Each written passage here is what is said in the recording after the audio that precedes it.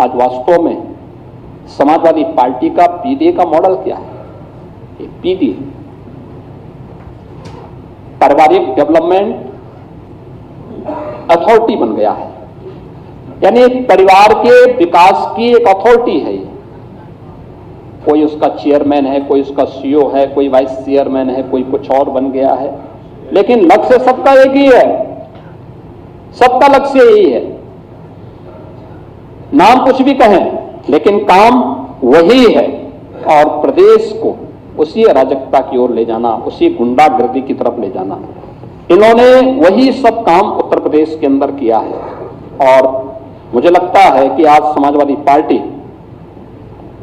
जिस तेजी के साथ प्रदेश के अंदर इन लोगों ने उस कालखंड में, अपनी सरकार के कालखंड में अव्यवस्था अराजकता फैलाई, इसने यूपी के नौजवानों के सामने पहचान का संकट खड़ा किया, यूपी की बहन और बेटियों के सामने सुरक्षा का संकट खड़ा किया, अन्नदाता किसान को आत्महत्या करने के लिए मजबूर किया, व्यापारी और उद्यमियों को प्रदेश छोड़ने के लिए मजबूर किया।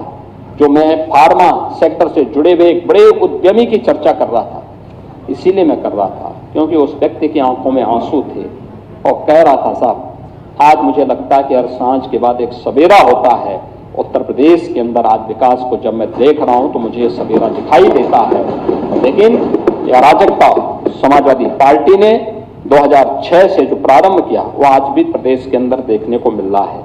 आज प्रदेश के अंदर बेहतरीन कनेक्टिविटी है, जल थल नभ यूपी के अंदर आज देखने को मिलती है। आज आप देख सकते हैं एक्सप्रेसवे का जो संजाल यूपी के अंदर है, पहले 1.5 एक्सप्रेसवे, आज उत्तर प्रदेश देश के एक्सप्रेसवे का 55% एक्सप्रेसवे पे उत्तर प्रदेश का अधिकार है।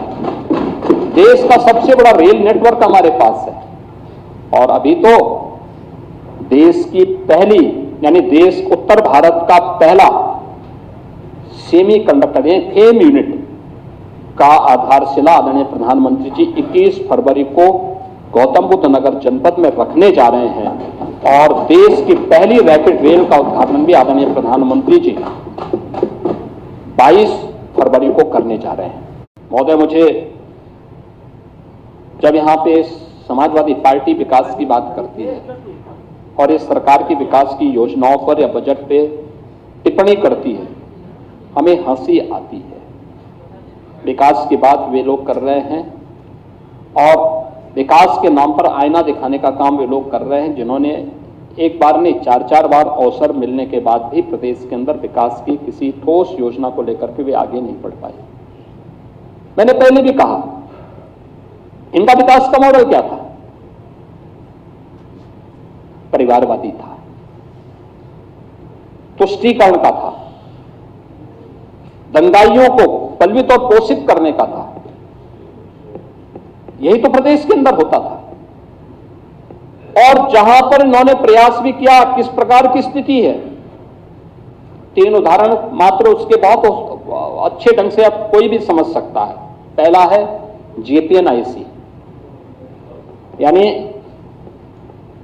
देश के अंदर दोषी स्वाधीनता आंदोलन के रूप में इमरजेंसी के खिलाफ शंखनाद करने वाले जयप्रकाश जी उत्तर प्रदेश की धरा पर जन्मे थे, और ये हमारी सरकार को इस बात पर गौरव की अनुभूति होती है कि जेपी की अंतिम इच्छा का सम्मान हमारी सरकार ने किया है। उनकी जन्मभूमि पर हॉस्पिटल निर्माण के साथ साथ बेहतर कनेक्टिविटी के लिए जो उनकी इच्छा थी, जेपी के नाम पर राजनीति करने वाले नहीं कर पाए, लेकिन हमारी सरकार ने किया है। और मुझे इस बात का गौरव की अनुभूति होती है कि मुझे 2-2 बार उस जन्मभूमि में जाने का अवसर प्राप्त हुआ।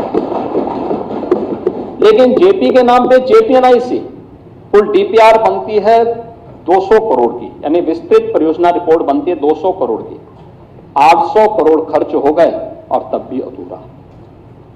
ये इनका डेवलपमेंट का मॉडल है। Gomti river front, Gomti river front कुल 300 करोड़ रुपए की परियोजना, खर्च हो गए 1400 करोड़ और तब भी अधूरा। पूर्वांचल एक्सप्रेसवे अलाइनमेंट तय किए, लेकिन लैंड नहीं ली। टेंडर अवार्ड हो गए, ये इल्लीगल है। किसी भी प्रोजेक्ट में जब तक आपके पास 80% लैंड नहीं आ जाती तब तक आप टेंडर की कार्रवाई को आगे नहीं बढ़ा सकते, लेकिन यहां पे इल्लीगल तरीके से किए गए। और किस रूप में इसको बढ़ाया गया? टेंडर अवार्ड हो गए।